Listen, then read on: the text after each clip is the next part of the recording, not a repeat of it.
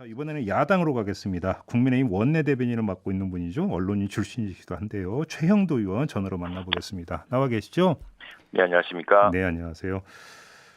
조금 전에 조승래 의원한테 마지막으로 드렸던 질문부터 의원님께 좀 드려보겠습니다. KBS 수신료 인상에 대해서 국민의힘은 반대하는 입장이죠? 이 공감대가 높아져야 될 텐데 지금 국민 여론이 아주 안 좋습니다. 네. 예, 그리고 지금 뭐 당장 최근의 뉴스만 보시더라도 이게 이제 그 KBS가 적자 뭐 누적이라든가 이런 걸로 하는데 지금 KBS 임직원 1억 이상 연봉 비율이 이제 60%라고 알려졌습니다. 그랬더니 KBS가 46%라고 해명했습니다. 네, 네, 네. 세상의 절반 가량 되는 임직원이 1억 이상의 연봉을 더구나 적자라면서 이런 해석 어디 있겠습니까? 스스로 자구 노력도 없이 네. 국민들한테 더구나 이걸 전기요금에 붙여가지고 강제 징수하고 있습니다. 예.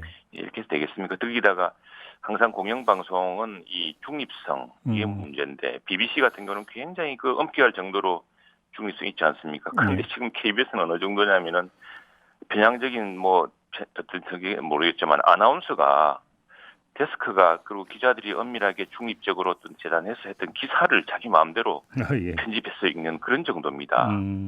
이렇게 해서는 국민적 공감을 사기 어렵겠죠. 네. 그래서 지금 뭐 오죽하면 여당도 저런 고민을 하겠습니까?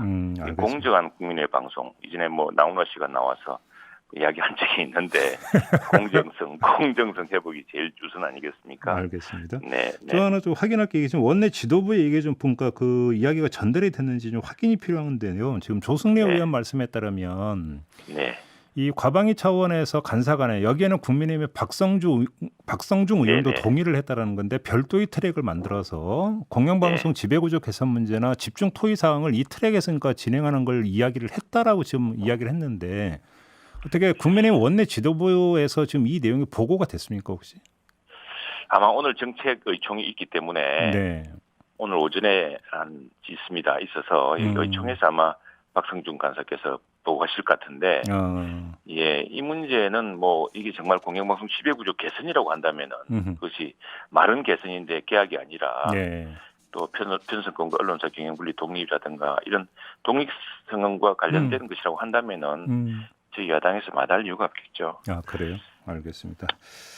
자, 지금 그 언론개혁 입법 일단 민주당에서 제시한 걸 가지고 이제 입장을 좀 여쭤봐야 될 것 같은데 일단 가장 앞선에 이르는 것은 역시 정보통신망을 이용한 가짜 뉴스 유포 행위에 대해서는 3배의 징벌적 손해배상을 물리는 방안 아니겠습니까? 어떻게 평가를 하십니까?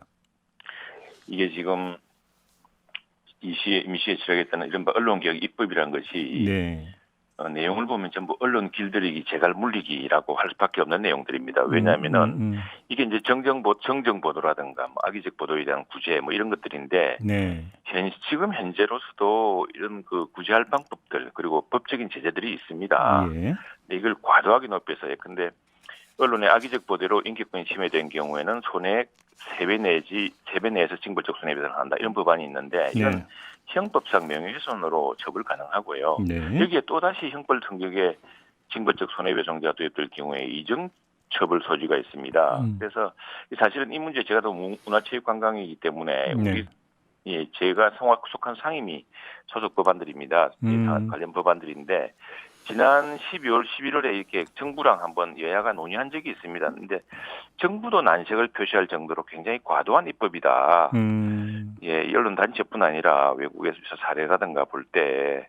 근데 이게 지금 여기서 정부라 하면 문화체육부를 말씀하시죠? 문화체육부 맞습니다. 이 정부 의견도 있고 정부 의견이라는 게 오죽하면 뭐 정부와 여당이 좀 다를 때는 굉장히 과도한 입법이라는 이야기입니다. 그래서 그런 것들은 하나 따져보면 사실은 굉장히 문제가 있어 보입니다.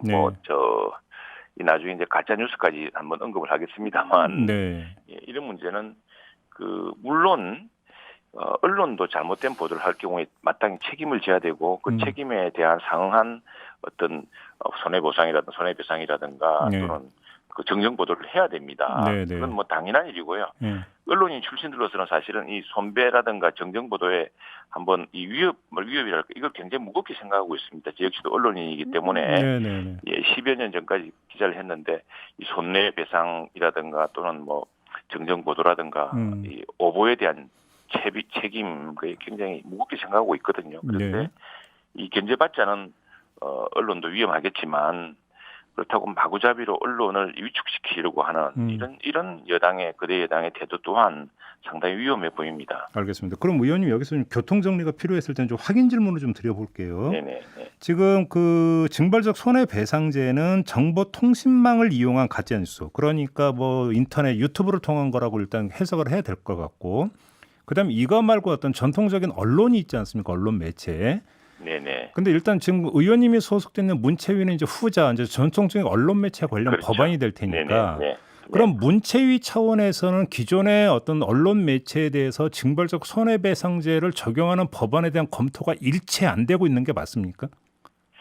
그 부분을 이제 논의를 하는데 그 분명히 균형이 잡혀야 될 테고 지금 다만 제안 언급되고 있는 여당 의원들의 발의들을 보면은 굉장히 과도하다는 인식이 정부에서 있는 것 같고 저희 뭐 야당 의원도 그렇게 생각하고 있고요. 근데 이런 겁니다. 뭐 신문 한 면에 보도한 기사는 한 면 전체에 정정 보도를 해야 되고 네.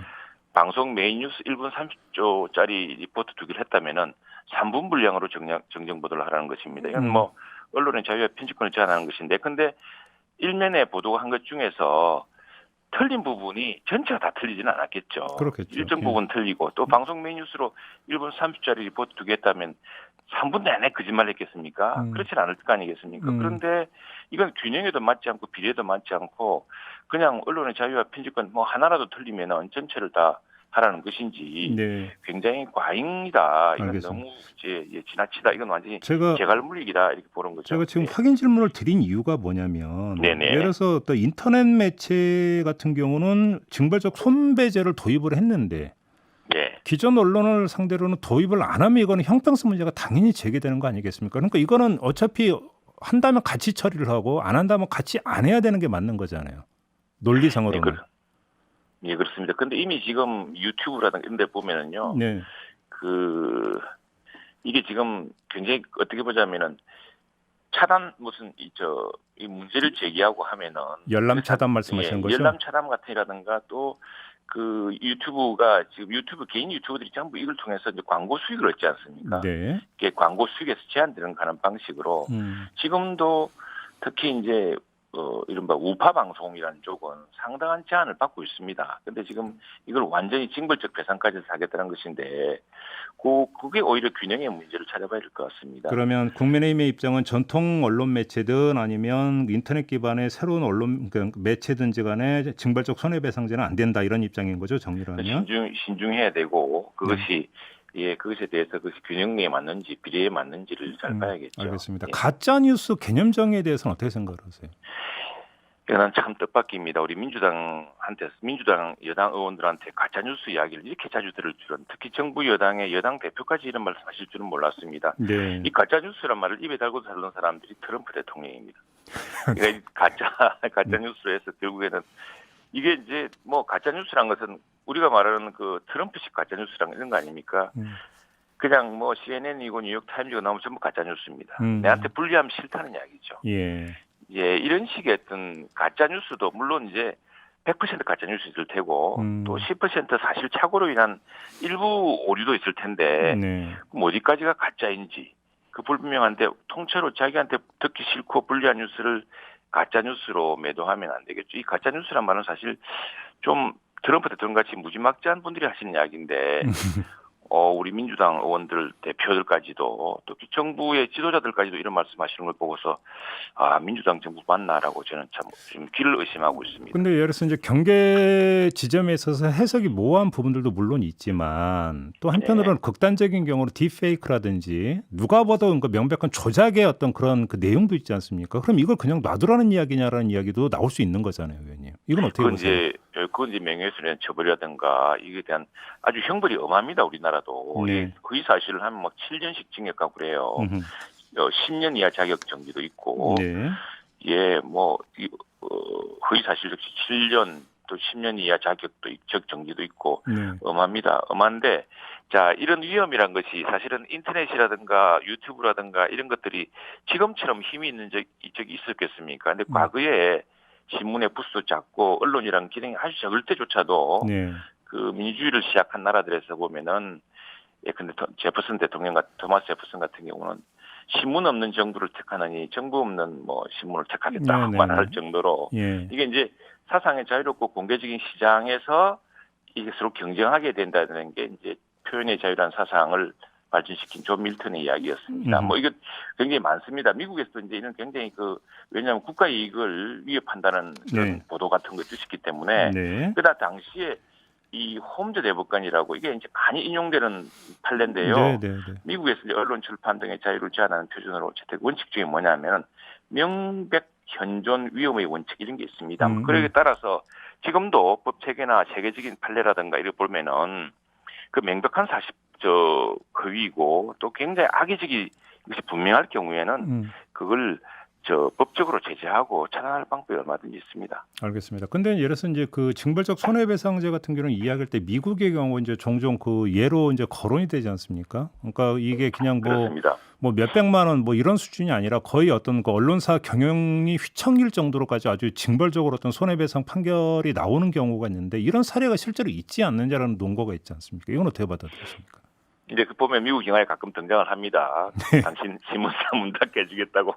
그런데 되게 보도를 하죠. 또 보면은 그 뭐냐면은 그렇게 쉽게 문 닫게 못하기 때문입니다. 왜냐하면 또 미국 언론, 특히 우리가 생각하는 미국의 언론이라든가 또 우리나라의 언론사들, 언론 기자가 수십 명 이상 있고 매번 이런 여당과 정부의 압력에 시달리게 되고 또 야당조차 가만히 있으니까 그 사실이 나오면은 그런 상황에서 언론들이 정말 문 닫을 각오 하지 않으면은 그런 오버를 할 수가 없습니다. 그런 균형 장치가 있기 때문에 있는데 거기에 또 다시 뭔가 회사 자체를 아주 말살하고 그 재산을 다 뺏어갈 수 있는 정도로 한다는 것은 그건 너무 과도한 것이다. 근데 여기에 대해서는 어떤 균형 잡힌 논의가 있기 때문에 근데 다만 걱정이 뭐냐면은 민주당 내에서 이런 걸 알고 있을 겁니다. 정부조차도 걱정하고 있으니까. 그런데 요즘 경향이 보면은 170석, 180석이 되니까 아무리 틀렸다 그래도 그냥 자기들끼리 합의만 하면 밀어붙일 수 있는 이 참 위험한 의사결정 구조. 여기에 편성해서 너무 쉽게 결정을 내리는 거 아닌가 걱정이 큽니다. 알겠습니다. 자, 말씀 여기까지 드려야 될 것 같네요. 고맙습니다, 의원님. 네, 감사합니다. 네, 지금까지 국민의힘의 최형도 의원이었습니다.